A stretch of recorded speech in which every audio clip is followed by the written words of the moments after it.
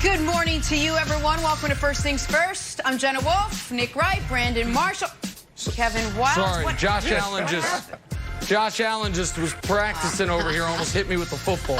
My bad, guys. Didn't mean to distract you. Was he practicing or was he in a game? My apologies. I don't know.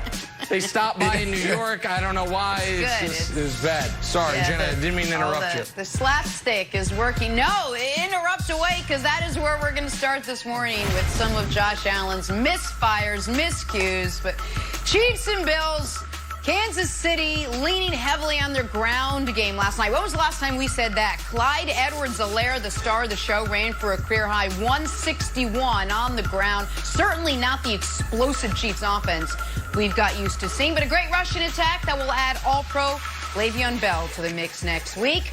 So let's dive right in here. Nick, I got to ask, you got the win, but are you worried at all that the Chiefs they're not blowing out the competition like they did last season? Oh, my God. That's where we're starting the show? Last season, the Chiefs were in 11-5. And then we'll get to Josh Allen. They went 11-5 last year. They're going to go 14-2 this year. They've got 5 wins. The list of teams in the NFL with more than 5 wins is precisely 0. 4 of those 5 wins have come by multiple scores. And my guy, my dear, dear friend Brandon Marshall, who, among many things, said the Bills were better than them, the Bills were going to win, Josh Allen's playing better than Mahomes' MVP season, but we don't have to get into any of that. My dear guy, Brandon Marshall, said they were going to win the game. The blueprint. And last week when I said, tell me who in the AFC you like more than the Chiefs, first team you said the Buffalo Bills. And then they got their teeth kicked in by Tennessee, and then they lost to the Chiefs. But Brandon said the league is a blueprint. And the blueprint is rush 3, drop 8, and give Mahomes no vision, no lanes. Luckily for the Chiefs, they have coaches too, and they said, okay, if you're going to do that, we're going to run on you like it's Alabama against Georgia Southern. And we're just going to gash you 8 yards a carry. So, no, I'm not worried. No, I'm not concerned. It's another 2-score victory against a good opponent. And the Chiefs once again look like they should have looked in the Oakland game, like the overwhelming favorite in the AFC. Yeah, no, I agree with you. They absolutely shouldn't be worried. If anything, they should be ecstatic right now. Because when you think about how do you create sustained success? You have to reinvent yourself over and over and over. Look at Bill Belichick and Tom Brady. What do they do not every single year, but every single game, they do something a little bit different to get the W in the win column. When you look at last night, this was a big moment for the Chiefs. We know them as this prolific passing team. They can do it all. But we have never seen them be able to just hand the ball over and over again to get the job done. This is why this team, when we talk about, okay, can they get it done this year? Can they get it done again?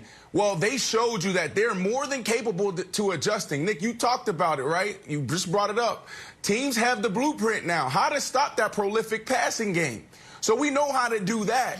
But can the Chiefs beat us running? And last night they showed you that they can beat you running. For them to commit to the run says a lot about this team. That was a defining moment. They adjusted. Look at how the Bills started. In the conditions. Pass on first down, incomplete. Pass on second down, incomplete. Pass on third down, incomplete. Fourth down, punt. What did the Chiefs do? And sustain it through the entire game? First play, run. Second play, run first down. Third play, hitch. Quick game. Get Mahomes going just a little bit early. You saw coaching at its finest last night. Brandon, let's all be honest with each other. That was a nice little analysis you did of the game. But you spent the last week talking how the Bills were going to beat the Chiefs, and it didn't happen.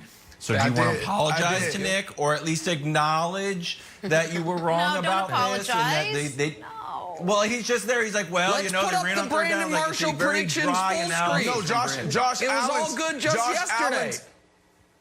Josh Allen needs to apologize. That's who needs to apologize. Who would have thought? First year, 52%. Second year, 59% completion percentage.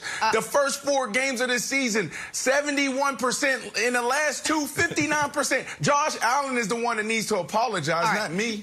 So let's stay there for a second. It was indeed, Brandon's right, it was a night to forget for Josh Allen. He struggled to get the offense in any sort of rhythm, even though they were playing at home.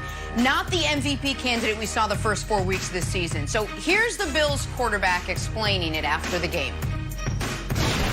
We weren't good enough. I was not good enough. I got to do a better job. It's plain and simple. I didn't play very good tonight. I know that. I understand that. I can't afford, this team can't afford to have me play poorly. So, Brandon, what you saw last night, is that it now for the Josh Allen for MVP chatter?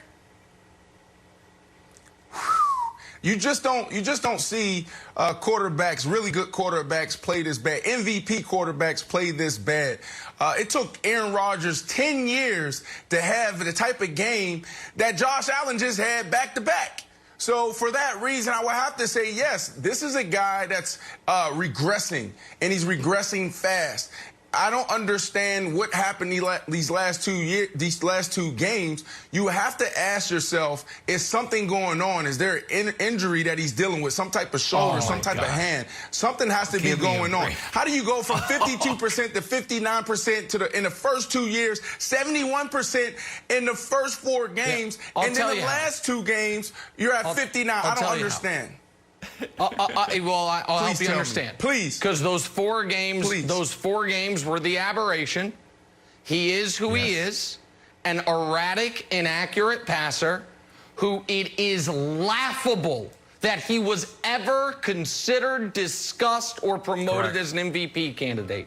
It is insane that people went on television and radio and wrote columns like, don't look now. I know the analytics community hates him, but Josh Allen is the most dangerous. Dangerous to who? To his own team's prospects? If there were fans in the stands, to them for an errant pass? Through 53 minutes last night, homeboy had 66 yards passing. Come on, and nobody's shocked by it.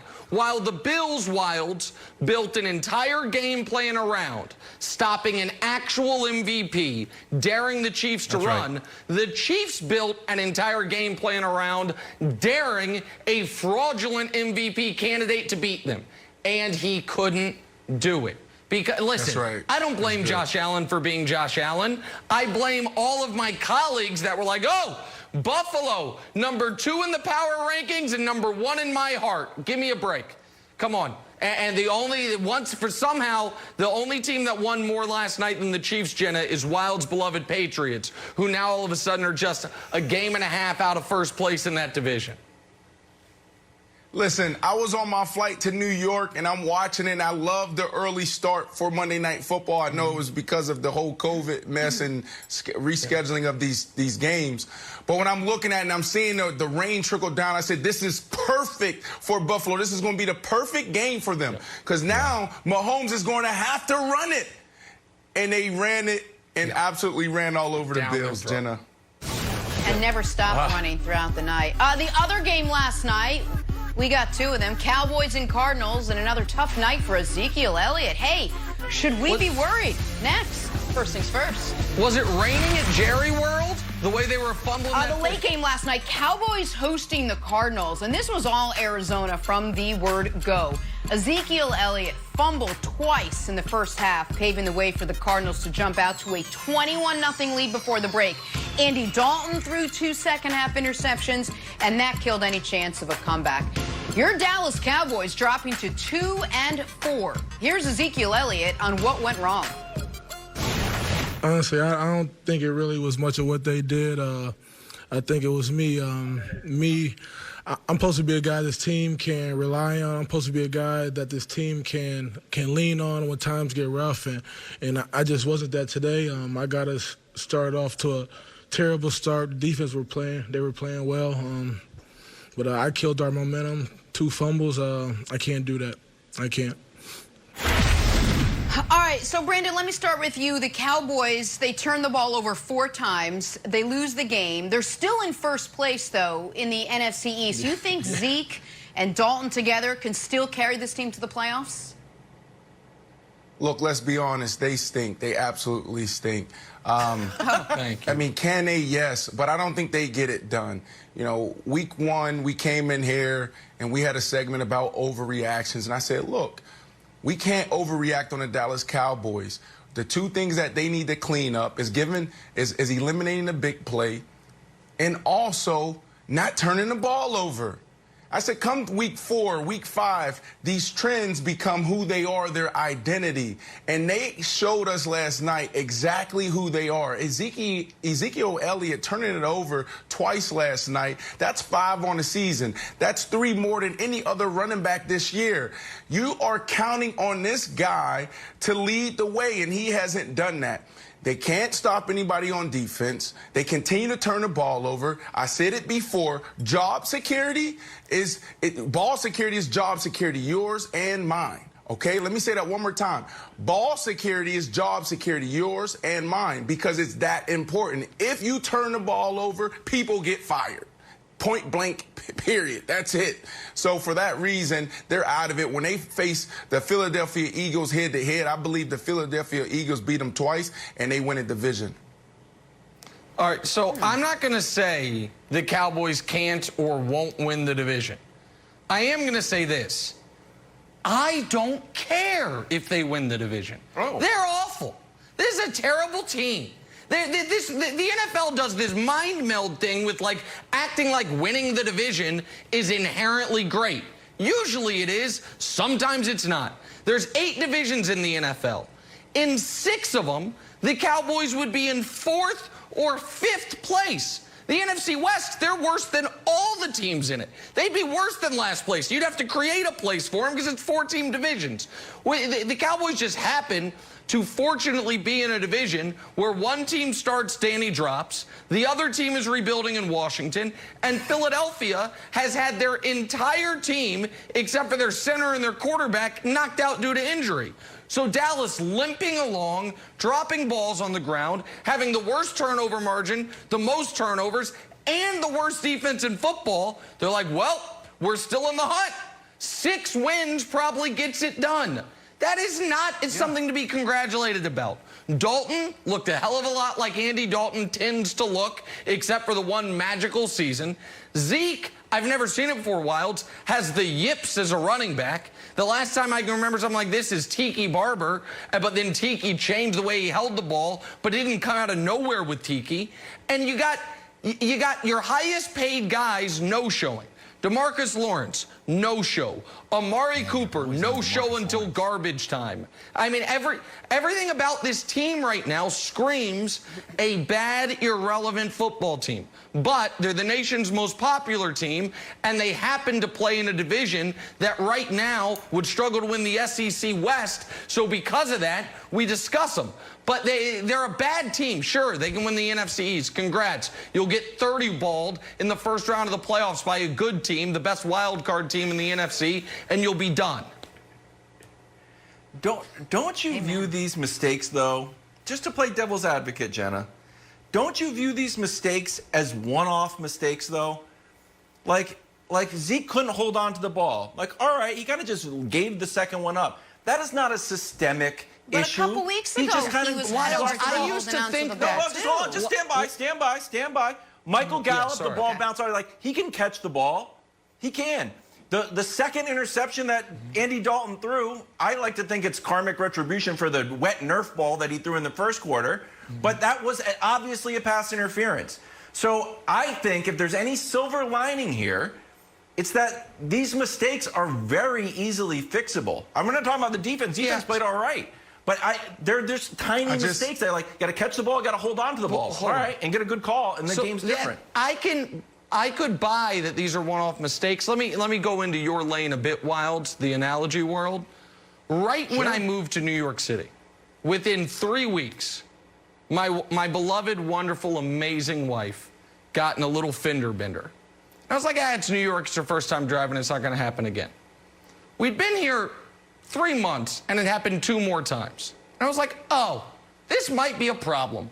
I can't just say this is a one-off. If we're averaging one fender bender a month, maybe driving in New York City is going to be a little tougher. We're now a third of the way through the season. And Brandon, every week it's turnovers.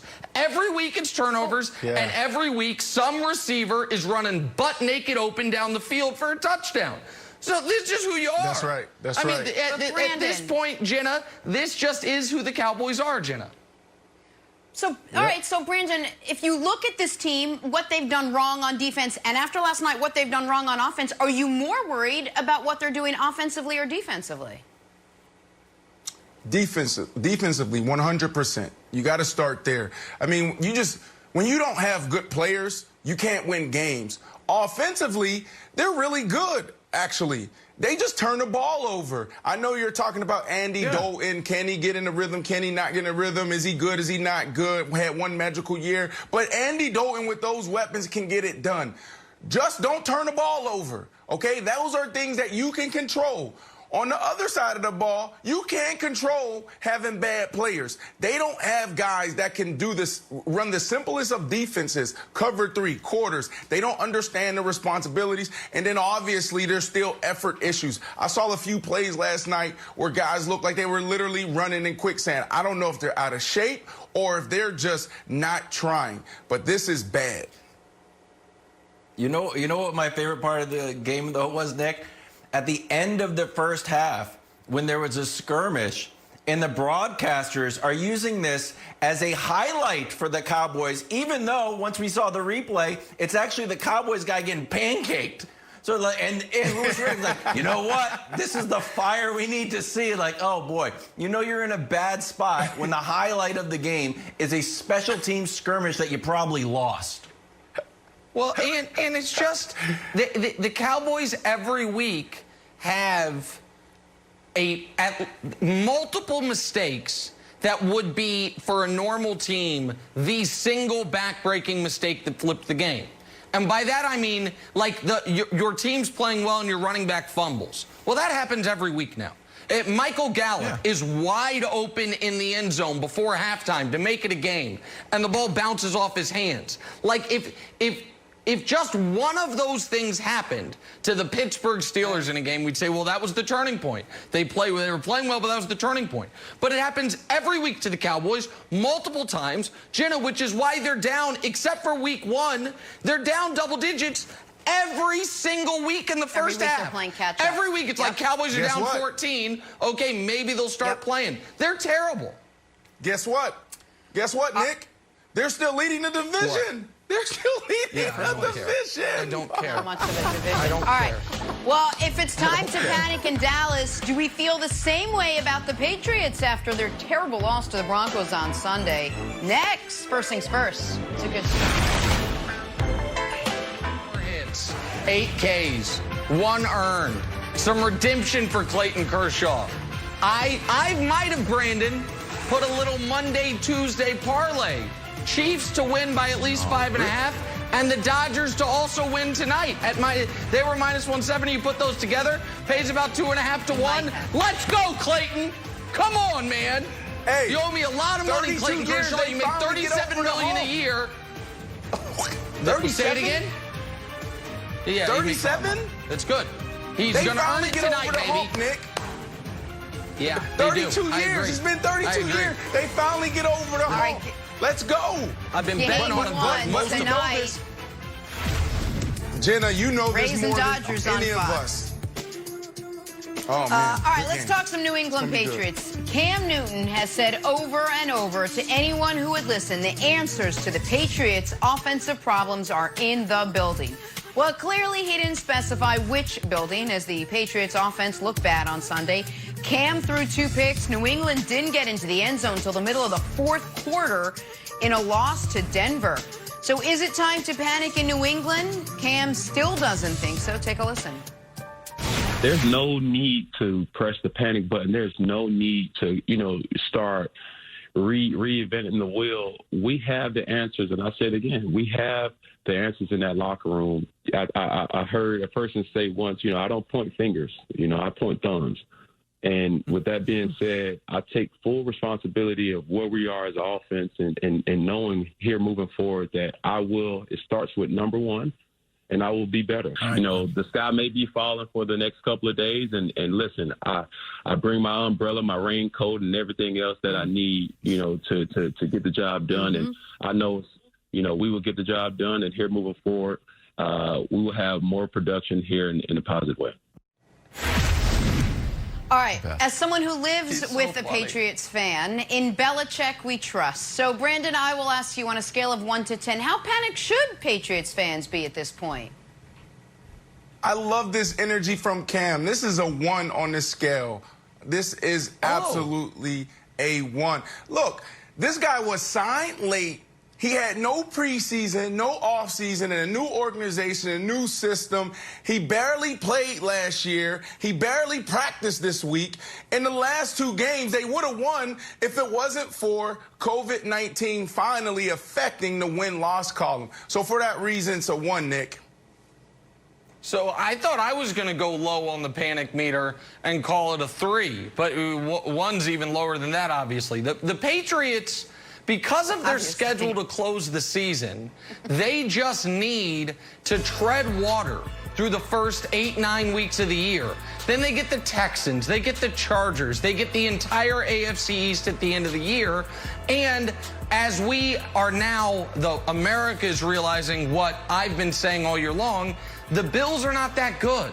So 10 wins will win this division.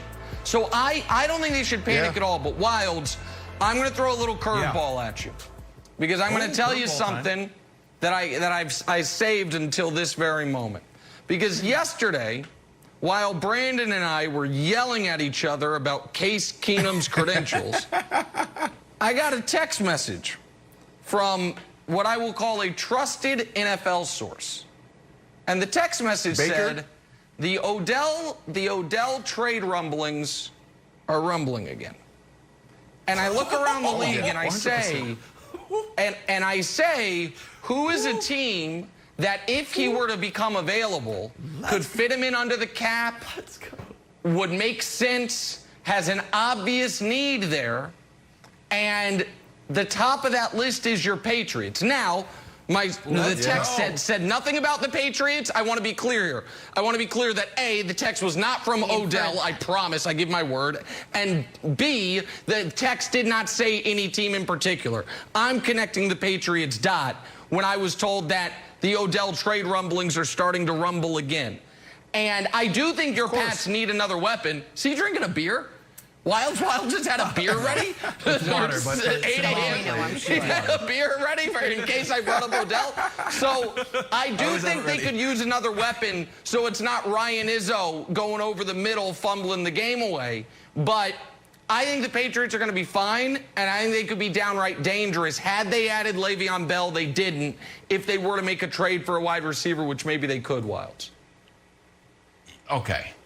So if you're saying Odell is on the block, then that changes the whole NFL world, and obviously we want that.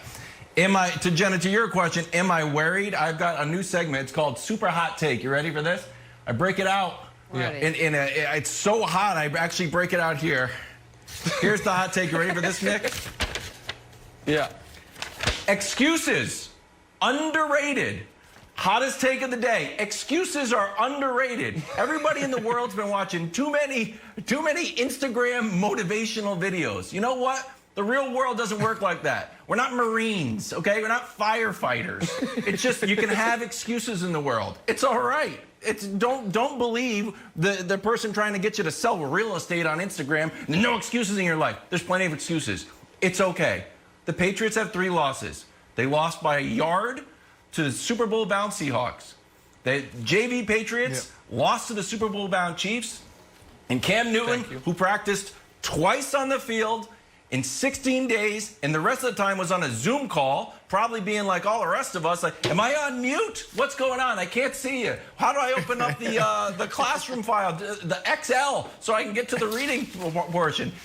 Doesn't matter. Excuses are okay. Our defense is tremendous. And Nick, here's the thing. I view the Patriots season a little bit like a college basketball team, where it's like, you know what? We just need to peak at the end. I know we're not peaking. Yeah, peak at that's right. We just need to peak that's at the right. end. Get to March. And it's not going to be a classic Patriots season where we're rolling. We're down now. Big East tournament. We're getting a little hotter. Next thing we go in the tournament hot. Right. I want to ask Brandon a question. Brandon, because of what Wilds and I are baking in to this analysis is that the Bills are not going to win 11, 12 games. That the Bills are going to go from 4-0 to a middling team. I know that, you've been fair about how they've played the last couple weeks, but I don't think you're as down on them as we are. Like, how many wins do you think it takes to win the AFC East? Oh, you might be. Oh, okay. I'm not. I may be when you see how Josh Allen is regressing. They have a tough schedule ahead of them. And then the Patriots, they have the seventh easiest remaining schedule in the NFL. For that reason, I think that this could easily go back to the Patriots, which is so frustrating because the Bills have everything they need. I don't know what happened to that defensive line. Give me a break. The Chiefs were able to run right through them. Josh Allen regresses. He can't hit a Jenna, 5-yard check down. This is all bad. This is all bad. But before real quick, Brandon, before COVID, go ahead. No, I'm sorry to interrupt you, but we're talking about the team in first in the AFC East and the team in third in the AFC East, but the team in second that I did pick to make the playoffs but not win the division, quarterbacked by your BFF, Ryan Fitzmagic. They're sitting there, just kind of, you know what I mean? They're sitting there just to shut out a team, quietly saying, if it's only going to take 10 wins, can we get in that discussion? So I do think about us. I think the AFC East is going to come down to the end of the year, Jenna. But to Wild's point, Fitzmagic hasn't turned on yet. Right, well, it turned on in either direction. But if it comes down to weeks 15, 16, 17, Jenna, you got to like the Patriots' chances.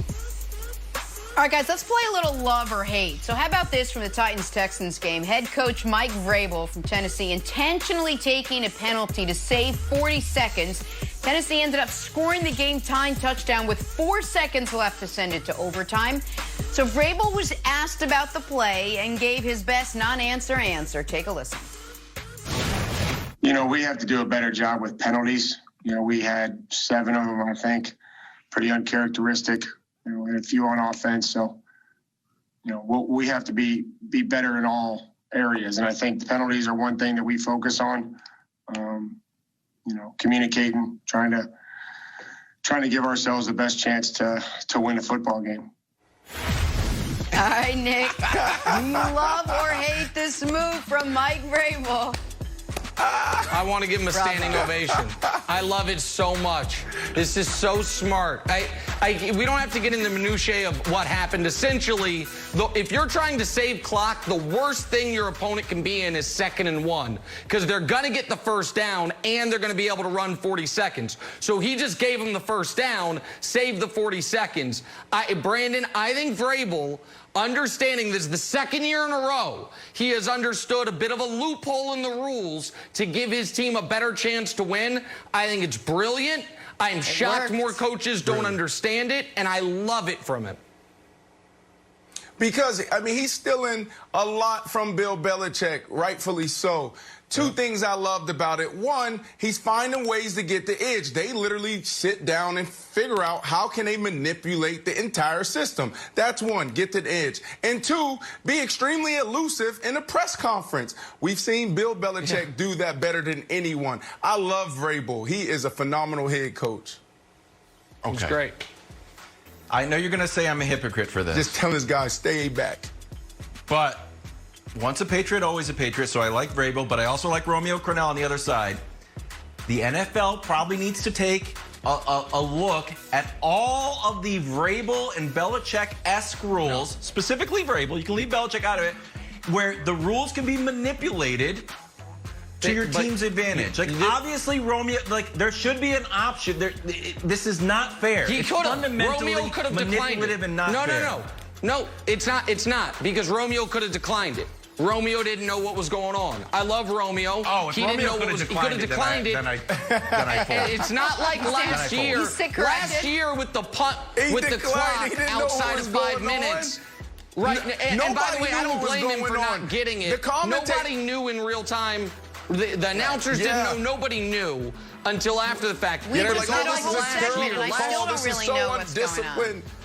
They have no discipline. Yeah, This is and- terrible. This is going to hurt them. Right, and so the announcers didn't get it. They were criticizing the Titans, and Romeo could have declined it, but he didn't know. Oh, I didn't know he And could have bravo to Mike declined it. Gribble for getting it. Back to Buffalo for last night's big Chiefs win. Run, Clyde Edwards-Helaire, run. Next, first things first. How many times he could have even declined it? Back to our top story this morning. Up in Buffalo, Chiefs-Bills, and it was the Chiefs' ground game that got it done last night. The rookie, Clyde Edwards-Helaire, running for a career-high 161 yards. And the Chiefs just kept grinding on the ground all rainy night long. Here's Patrick Mahomes after coming away with the win. I mean, obviously, we had a few more pass plays called. I mean, we always do. But, I mean, once we saw how deep their linebackers and safeties and corners were playing, we knew that we had the run. We had the run game. And so we really just stayed with it. And if teams are going to play us like this, you're going to see us running the football, and we have the guys that can do it. All right, well, our running back, Brian Westbrook, joins us now. So it's hard for me to believe I'm going to ask you this question. Good morning, first of all. Thanks for being with us. But is a run-heavy offense the way to go now for the Kansas City Chiefs, Brian? Well, Jenna, I don't know that it's the way to go, but as I watched that game last night, all I could think of is what happened in 03 and 04 and 05 and 06. Where was this Andy Reid when I was playing for him, when he was just handing the ball off last night 26 times to Clyde Edwards-Helaire? But listen, I mean, if a defense is going to play you the way that the Bills played yesterday, which is basically saying we're not going to give up the big play to Tyreek Hill. We're not going to give up the big play to Travis Kelce, but we will allow you to hand the ball off to your running back 26 times and allow him to average 6.2 yards a carry, then that's the way you have to play. And for Andy Reid, as a head coach and play caller with him and Eric Bieniemy, you have to take what the defense is going to give you. And now when you see what Clyde Edwards-Helaire is able to do, you add in there Le'Veon Bell, it's just hard to think that anyone is going to be able to stop this offense, especially when they're playing like this. I loved what Andy Reid did last night. He said it's a little rainy, it's a little soggy, the ball's a little wet. We're just going to run the ball and make them stop us. And because they couldn't stop him, he continued to run it. This was classic, you can't stop me. This is kind of the thing that you do in Madden. When you're playing Madden, you say, okay, you can't stop this play, and I'm just going to keep running it until you can stop it. And the Bills never figured it out. Man, this was big for the Chiefs. When we talk about sustained success, you think about the people who are able to reinvent themselves every year, every game, every play. The Patriots, we talked about this earlier. That's why they've been able to be so good for 20 years. And last night, Andy Reid showed his team that they're capable of getting it done through the air or on the ground. Now, yes, this defensive line was terrible. They were banged up. They had guys, healthy scratch. But at the end of the day, how they got it done and they committed to the run, it shows that they're capable of getting it done either way, because the NFL is not going to just sit back and let you continue to beat them the same way over and over and over again. Tyreek Hill running down the middle and throw a post. Tyreek Hill running down the middle and then going back to the corner, and then it's another touchdown. The NFL is not going to continue to let you do that. Travis Kelce split out wide as the Y and continue to run slants and hitches and goes and back shoulder. They're not going to let you do that. So you have to find other ways to win. This team the last 2 years have torched the NFL through the air, and last night they got it done on the ground. And for that reason, I think the NFL should be on notice. This is very scary because you don't know what you're going to get out of this team. And now you insert Le'Veon Bell. Oh, my goodness. Yeah. Watch out, NFL. All right. Nick, I know a win is a win, but as a diehard Chiefs fan who has fallen in love with the way that offense runs, are you a little worried that the Chiefs aren't blowing out their competition week in and week out? Well, listen, that's in the NFL, that is an impossible standard. Blow people out every week. I know the Ravens appeared to do it last year, but their model wasn't, sustainable. We saw, and I think last night's game is a little misleading in this regard. The Chiefs had 7 actual drives. If you remove the kneel downs at the end of the game and the hurry drive with a minute left at the end of the first half, those 7 drives, They scored 3 touchdowns, kicked 2 field goals, and the Bills stopped them twice. They had a punt to start the game and a punt to start the second half. So we can show it on a points per drive basis. This offense this year is actually better than it was last year. We can put them side by side. This offense is actually a more efficient, better offense this year than the one last year. They're just having fewer drives because A, teams are trying to grind the clock against them, and B, the Chiefs are grinding the clock a bit themselves by running the ball.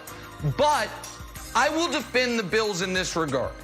They knew last night they had a massive quarterback mismatch, a real MVP versus a fraudulent MVP candidate.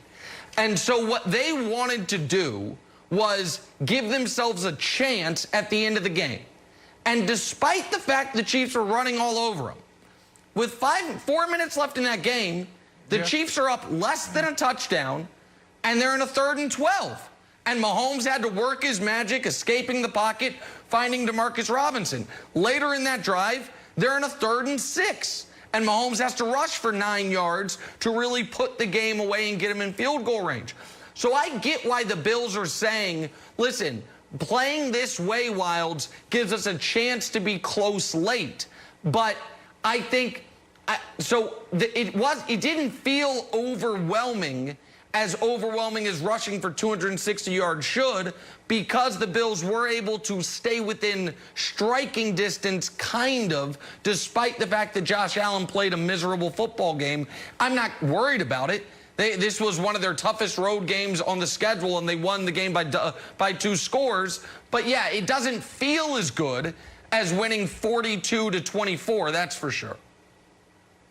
Hey, Brian, I got a question for you. Clyde Edwards-Helaire had 26 carries. He had that monster opening game against the Texans. Then he kind of went underground. He wasn't getting a ton of carries, wasn't picking up a ton of first downs, and they signed Le'Veon Bell. And the report is like he's fine with it.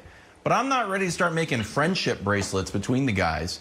If I was Clyde Edwards-Helaire, I would look at this and be like, hey, old CEH can get it done. We don't necessarily need Le'Veon Bell. Le'Veon Bell's tweeting, I can't wait. Like, those carries have got to go somewhere.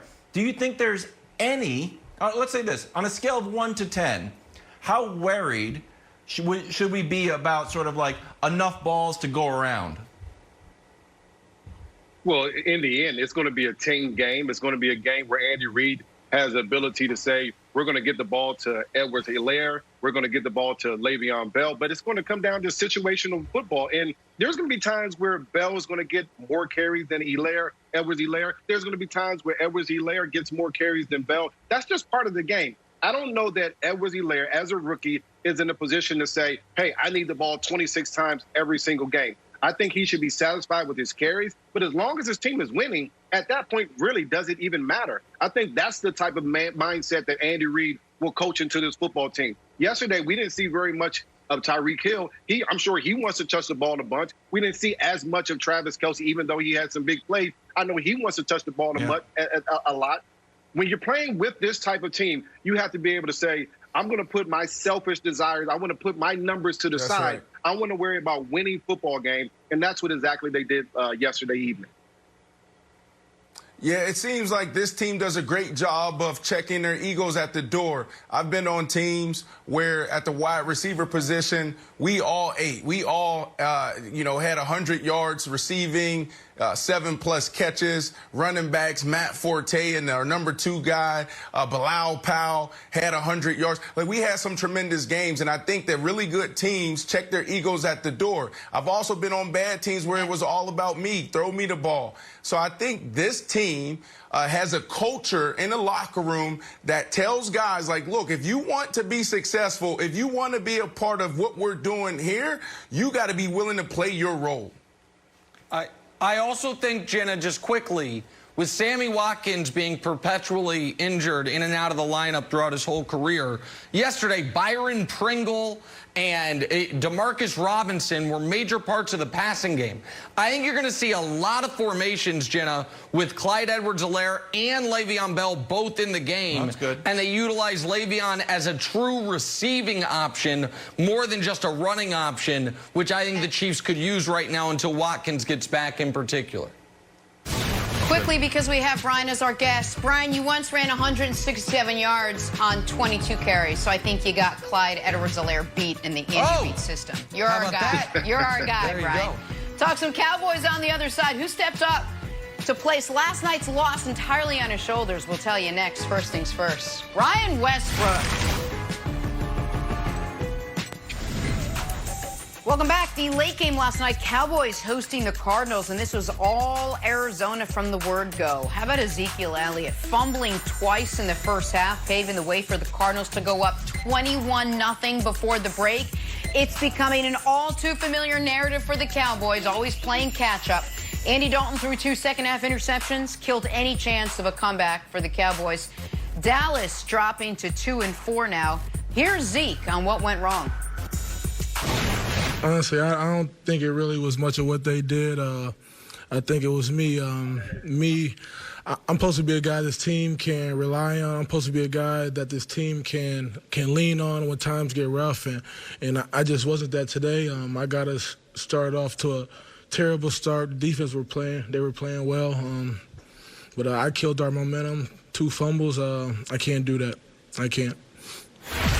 Brian Westbrook back with us. Now, Brian, is it fair for Zeke to place all the blame on his shoulders after last night's loss? Well, I wouldn't say all the blame, but I would say most of it. And I think he's absolutely right.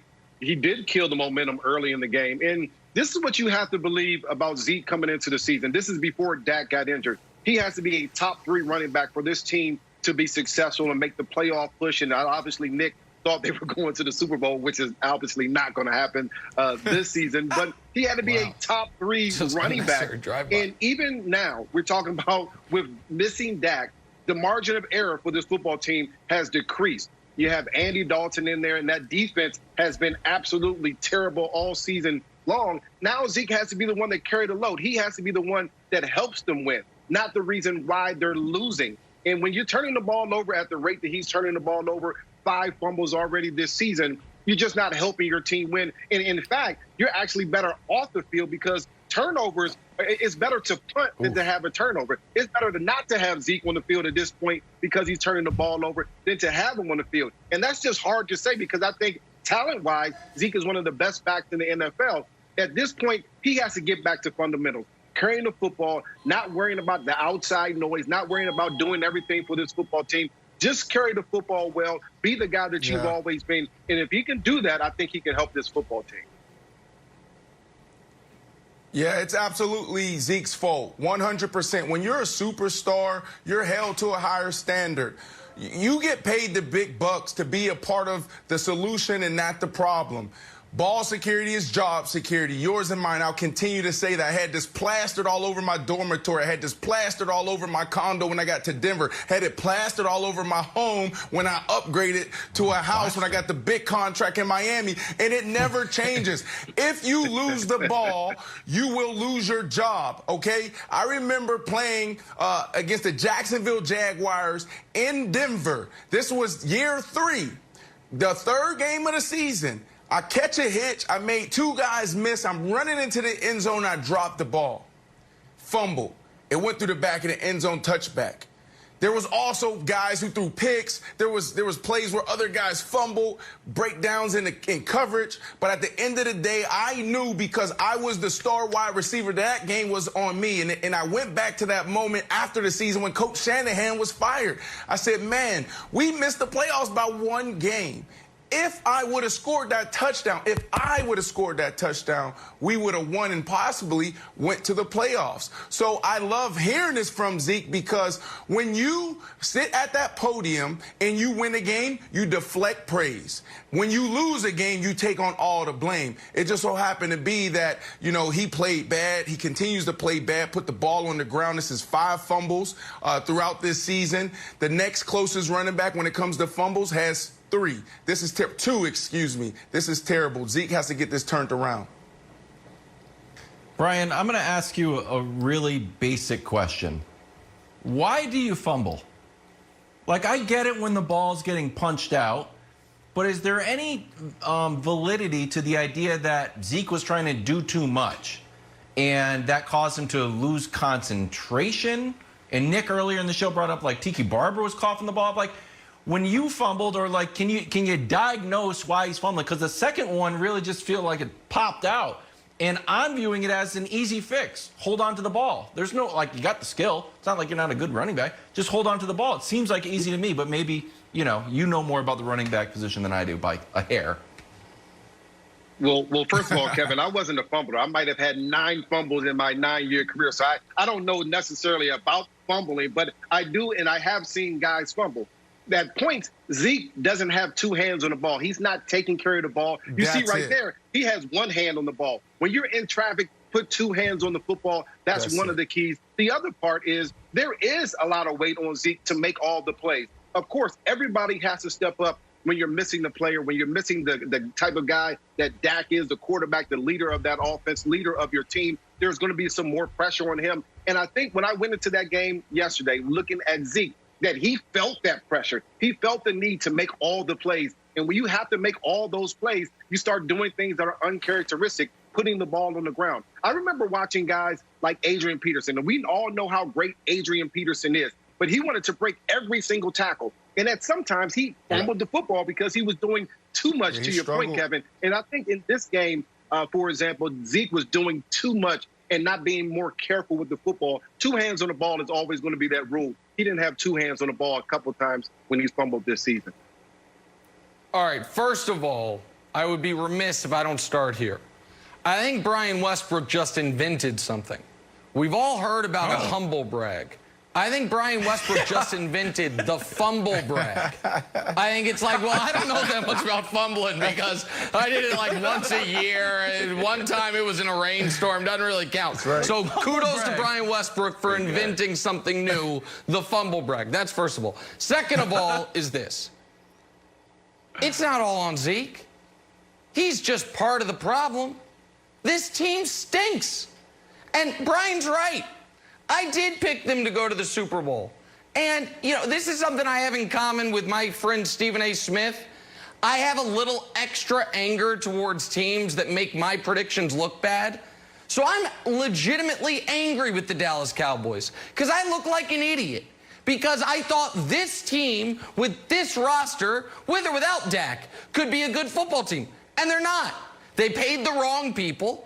Amari Cooper, does he look like a $20 million a year receiver? Because that extension's kicking in. DeMarcus Lawrence, once again, got as many pressures last night as I did. He's about to be making 23, 25, 27 million the next 3 years. The guy on the defense they could have used was Byron Jones, but he plays for the Dolphins now because God forbid you actually address the secondary with the guy in-house. Jalen Smith, one of the highest paid inside linebackers ever, can't keep up with Kyler Murray.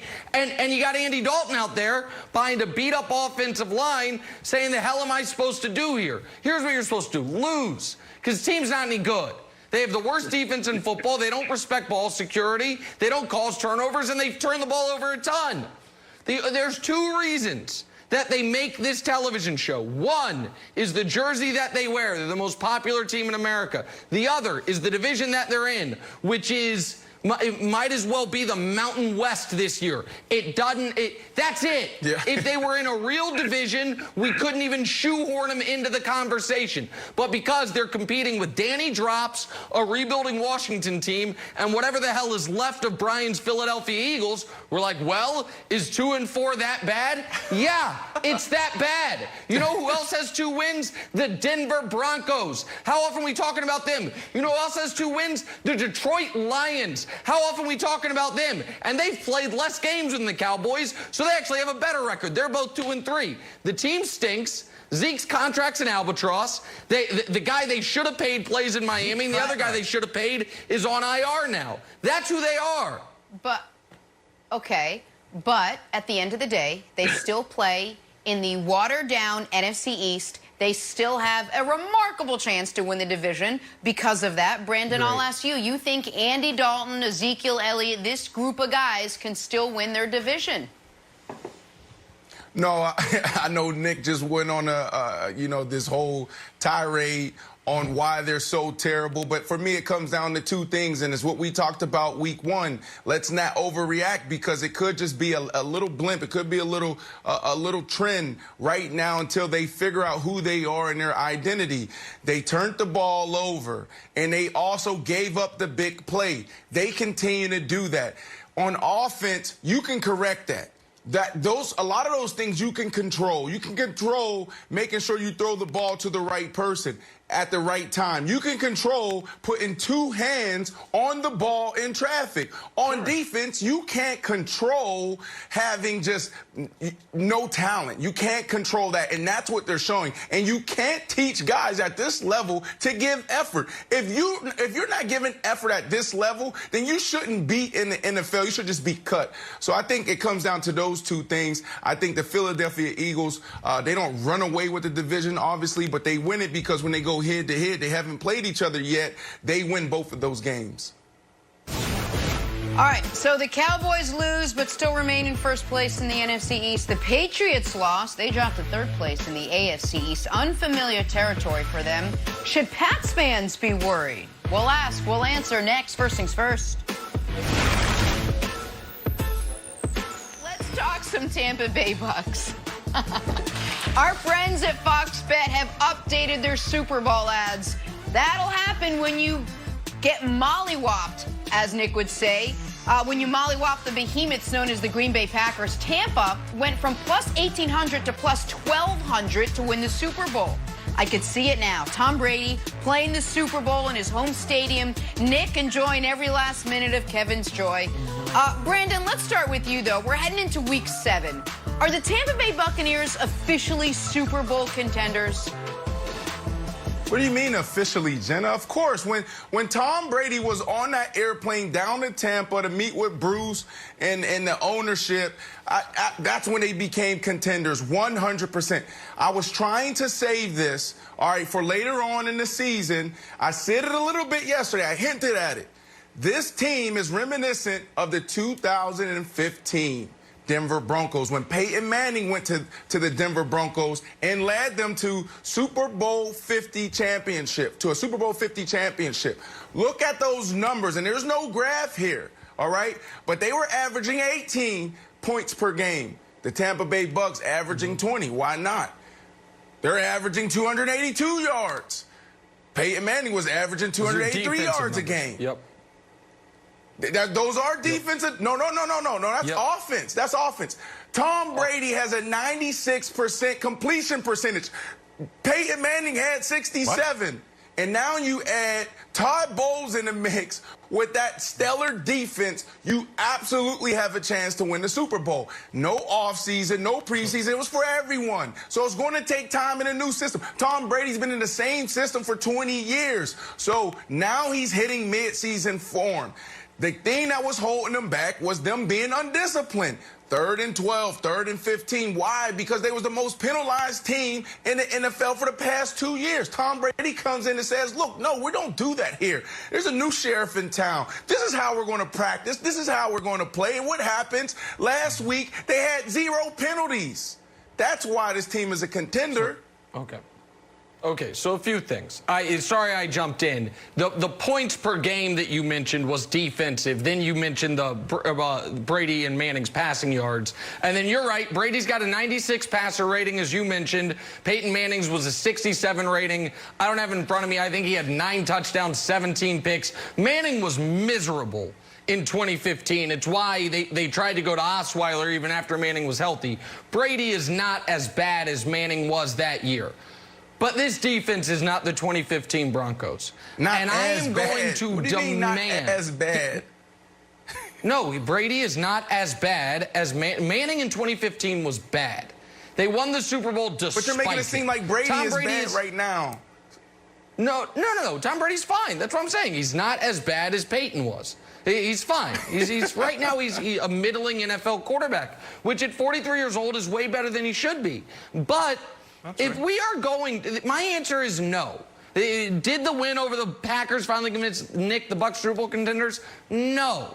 Because I think they have a good to very good defense, but not a historically great defense like you had in Denver that year. And I think Brady is going to be middling throughout the season, and much like Peyton, his last couple years in Denver, is going to actually get worse as the season goes on and as there's more wear and tear on his body. If the Bucs are Super Bowl contenders, then so are the Bears. Both teams have a Super Bowl MVP starting quarterback. If we want to be, what do you mean? What do you mean? What do you mean? Hey, great defense. I said it yesterday. This is all about Tom Brady. Come on, man. Your hatred for Tom Brady is ruining probably your relationships with other guys you know in the organization in that locker room. Come on, man. No. So basically, you just said that this defense isn't good. They just made Aaron Rodgers look bad. Brandon, hold on. That is not what I said. I said it is very good.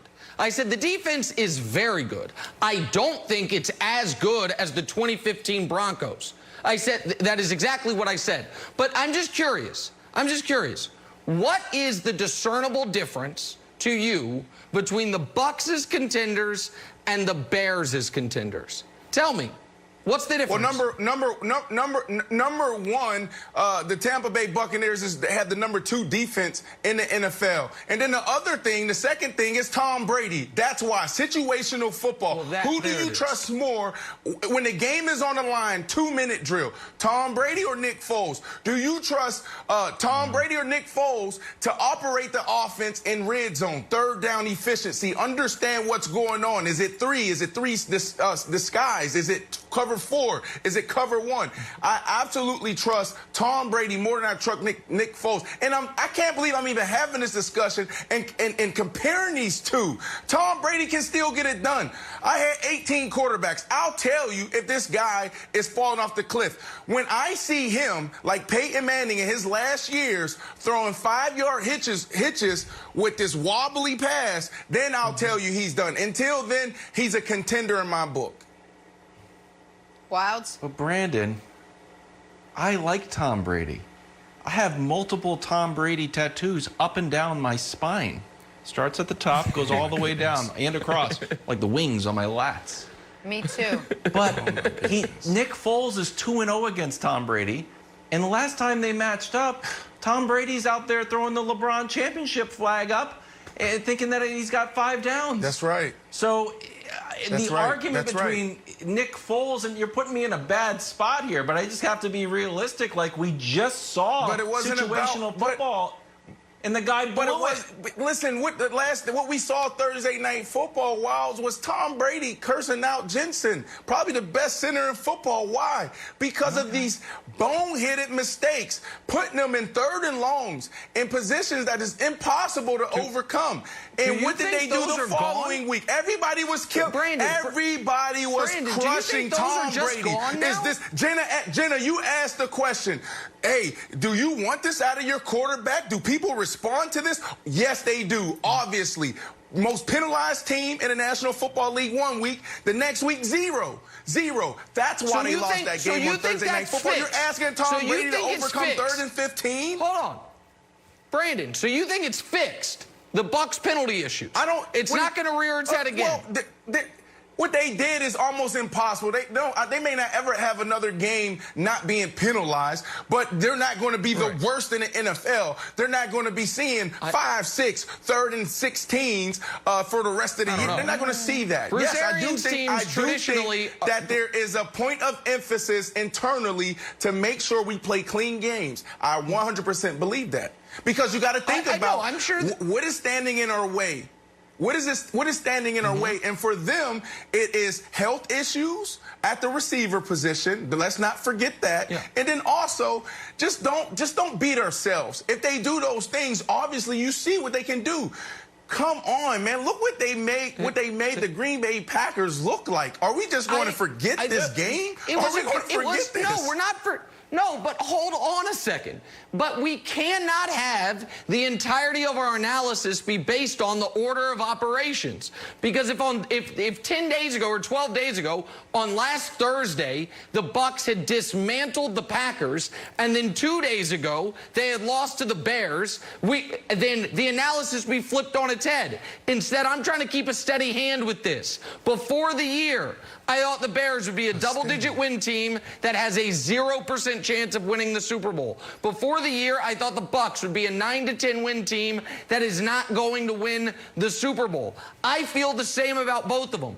And I think if you're going to use the 2015 Broncos as the look, a team can win a Super Bowl despite being limited at quarterback. We're not talking about the Bears. Then you have We're not talking about the Bears. We're talking about the Bucs. Jenna asked a question about the Bucs, not the Bears. By that standard, by that standard, the Bears have to be included. And nobody's including them. So you're right. Okay. It is about Brady. Jenna, Jenna, can we do a segment tomorrow where we talk about the Bears, since Nick wants to make sure everybody know that he chose the Bears to go to the playoffs, the terrible it's not Bears. What it is. It's they just, could easily... We will do that segment right after we do the segment about Kevin Wildes and those ridiculous tattoos up and down his spine, which is just a very painful place to get tattoos. I should know. I got Brady tattoos up and down my spine. Hey, does this Chiefs offense still run through Patrick Mahomes? Monday Night Football. Next. Nick, I'm almost positive you called that deep. Oh, boy. Tonight, finally, Game 1 of the World Series, as rookie sensation Randy Arozarena leading the Rays against Mookie Betts and the Dodgers. We got a pair of wild 7-game championship series to get here. Both teams have their sights set on the Fall Classic tonight, 7:30 Eastern, only on Fox. I cannot wait. Back to our top story now. Chiefs and Bills from last night, and Kansas City leaning heavily on that ground game. When was the last time we said that? The rookie, Clyde Edwards-Helaire, star of the show, ran for a career-high 161 yards. Not the explosive Chiefs offense we've gotten used to seeing, but hey, if the ground game is working, stick with it, and that's what Andy Reid did. Chiefs handle the Bills on a rainy night in Buffalo. Start with you, Nick. You worried at all that the Chiefs aren't just blowing everyone out this season? Oh, my God. Yeah. You know it's not college football, folks. It's not college football. It's not. The Chiefs have 5 wins this year. 4 of them have come by multiple scores. Those are blowouts by NFL standards. The only close win they have is the game that Wildes, I think, is counting as 3 separate losses, the game against the Chargers. And so, like, no, I'm not worried about it. I want to give Brandon credit on this point because we're going to just have to crush him on the Bills side of things. He was right that teams were going to try to follow the blueprint of rushing 3, dropping 8, and not letting Mahomes beat you. The problem with doing that, following that blueprint, is the Chiefs just said, okay, 7 yards per rush sounds pretty good. And the Chiefs, it seems like they didn't score a lot, but that's just because there weren't a lot of drives. They had 7 real drives. On those 7 drives, they got 3 touchdowns, 2 field goals, and they were forced to punt twice, the first drive of the game and the first drive of the second half.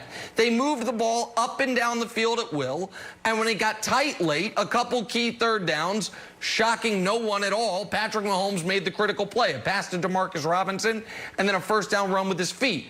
So, no, the Chiefs had 4 tough road games on their schedule. At Baltimore, double-digit win.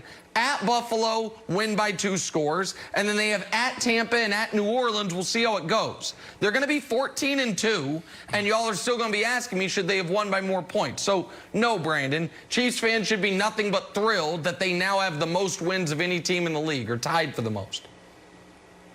Yeah. You got me on the Buffalo thing. Who would have thought that Josh Allen would regress to his rookie year? Come on, he's making the right decisions. He just can't connect with his wide receivers. It's the craziest thing I've ever seen on a football field. How does a guy go from being number 2 in the MVP race to falling out? Like, this guy could potentially be working his team out of the playoffs. But here's the deal.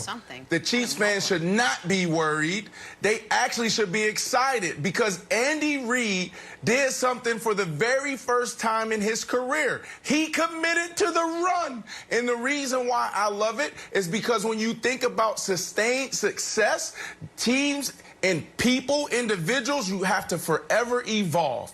And a lot of times, whether it's due to personnel issues or just a mindset, a coach's mindset, philosophy, people never change. They do the same thing over and over again. And Bill Belichick, Tom Brady showed you, like every single week, you have to take what they're giving you. If they're going to give me the run, we're just going to run it down your throat. If you're going to give me the pass, we'll just throw for 400 yards. So seeing Andy Reid, Patrick Mahomes commit to the run and get it done the way they did is so scary. And then you insert Le'Veon Bell. The NFL should be on notice, Wilds. All right, but hang on. I want to jump here 1 second because you mentioned Josh Allen, and I think we should talk about what has happened to what some would say was a MVP candidate just a couple weeks ago. He did not look like it last night. Completed 14 of his 27 attempts, only 122 yards. Where was the guy we saw the first 4 weeks of the season? Here's Josh Allen after last night's loss. We weren't good enough. I was not good enough. I got to do a better job. It's plain and simple. I didn't play very good tonight. I know that. I understand that. This team can't afford to have me play poorly. All right, Brandon. So, again, we heard faint sounds of MVP associated with this name a couple weeks ago. You still hear any of that chatter surrounding Josh Allen moving forward now? Look, so one of the things I learned, like being in the NFL, you learn so much, so many life skills. And one of the things is how you deal with the media. So when you have a bad game or you do something bad off the field, what they teach you to do is get ahead of it, right? So Nick wants to crush me. He wants to tell me about everything I said bad about the Chiefs and, you know, how I was standing on the table with Josh Allen. Here's the deal. Josh Allen did something in 2 games back-to-back that it took Aaron Rodgers to do in one time in 10 years. Like, this is bad what's happening with him. You have to ask yourself, is he dealing with some type of injury? Because you can't go from progressing so nicely in the first 2 years and then the first 4 games of the season to playing the way you did the last 2 games. He is playing into it. Everyone said coming out that he is inaccurate. He can't throw. He's a great thrower, but he's not a great passer. And you heard Troy Aikman talk about this last night. So for that reason, I got to take him out of the discussion. You know who I'm going to insert into the discussion right now? And I think I can do this because it's not halfway through the year.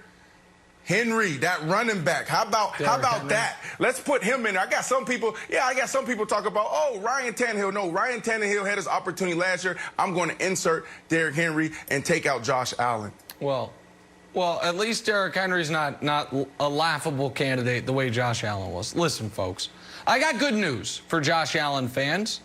He's going to look great Sunday because they play the Jets. So they'll get a win, he'll look great, and people can say, it was just 2 bad games. But it's not just 2 bad games. What's more accurate is it's 4 really good games in a 2.5-year career. And this is, listen, Wilds, you saw the difference last night on display between a great, true MVP quarterback and a flavor of the month, which was you had one defense do everything they could, build their entire game plan around stopping an MVP quarterback. And he still had a 125 rating, couple touchdowns, and over 200 yards passing. You had another defense say, we dare you to beat us, faux MVP. And homeboy had 66 yards through 53 minutes of this football game. So, like, I don't blame Wild's Josh Allen for being Josh Allen. I do blame some of my brethren for pretending he could lead the Bills to a Super Bowl or, God forbid, be an MVP, because that was never, ever going to be the case. That's right. The Josh Allen bubble burst. And, Brandon, I hate to say it, you bought a lot of, like, what were those little stuffed animals? What were they called? And everyone, Beanie Babies. Brandon, was like, I spent $10,000 on Beanie Babies. That was Josh Allen the other day. So you tried to do a blind reveal of Mahomes versus Josh Allen. So I'll give you a hint, Brandon. One of these guys is Josh Allen. Who's the other one? Jeopardy music. Oh, it's Sam Darnold. Captain of the worst. Brandon, this is the problem with small sample sizes. Everyone wanted to put Josh Allen in the MVP conversation. I wasn't letting him into the MVP club. I think we got a little ahead of ourselves. He's a fine quarterback, but we just need to pump the brakes on the MVP talk.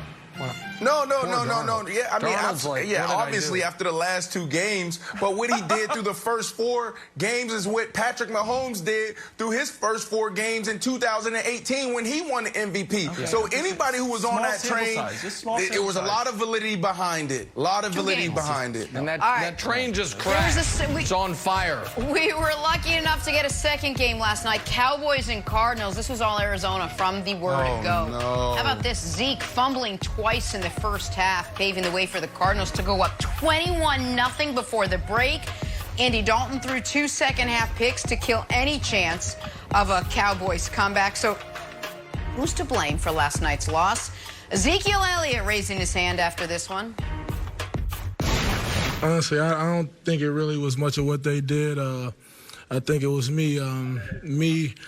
I'm supposed to be a guy this team can rely on. I'm supposed to be a guy that this team can lean on when times get rough, and I just wasn't that today. I got us started off to a terrible start. The defense they were playing well, but I killed our momentum. 2 fumbles. I can't do that.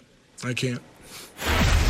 Brandon, is it fair for Zeke to pin last night's loss squarely on his shoulders? Absolutely. That's why he gets paid the big bucks. That's his job. When you have a great game and the team wins, you deflect praise. When you lose, you take all the blame. That's what you're supposed to do. So I love hearing that from Zeke, but I'm tired of seeing him put the ball on the turf more than anybody in the NFL. You can't do this when your team is depending on you and you got a defense on the other side who can't stop a simple go route, a simple post route. They don't understand their assignments. You have effort issues. Ezekiel Elliott needs to stand up. Well, no, he doesn't even need to stand up. He needs to put 2 hands over the ball.